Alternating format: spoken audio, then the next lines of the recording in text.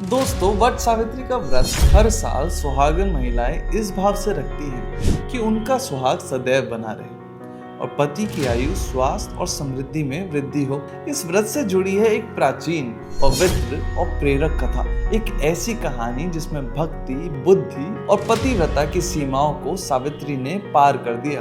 कहानी है राजा अश्वपति की, जो एक पुण्यात्मा और सत्यवादी राजा थे। उनकी कोई संतान नहीं थी, इसलिए उन्होंने माँ सावित्री की पूजा और कठिन तपस्या की।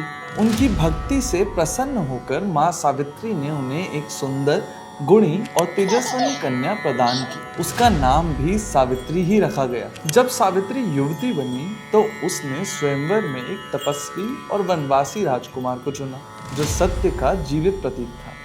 सब कुछ शुभ था, लेकिन एक भविष्यवाणी हुई। सत्यवान 1 वर्ष के अंदर प्राण त्याग देगा।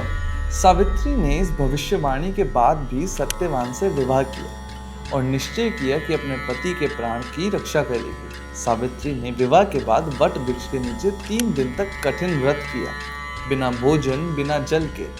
तीसरे दिन जब सत्यवान वन में लकड़ी काट रहा था, तभी उसके सर में दर्द हुआ और उसने सावित्री की गोदी में अपने प्राण छोड़ दिए। तब यमराज प्रकट हुए और सत्यवान के प्राण ले जाने लगे।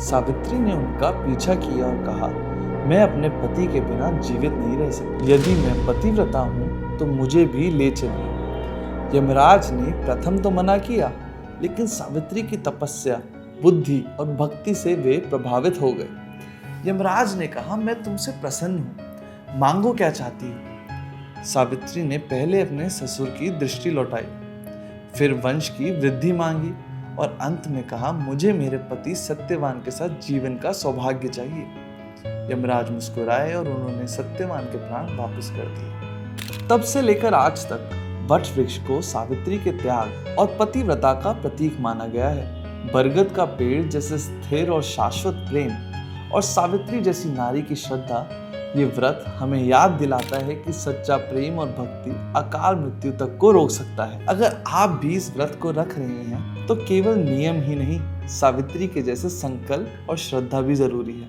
तो कमेंट करके बताइए कि क्या आप इस व्रत के लिए तैयार हैं।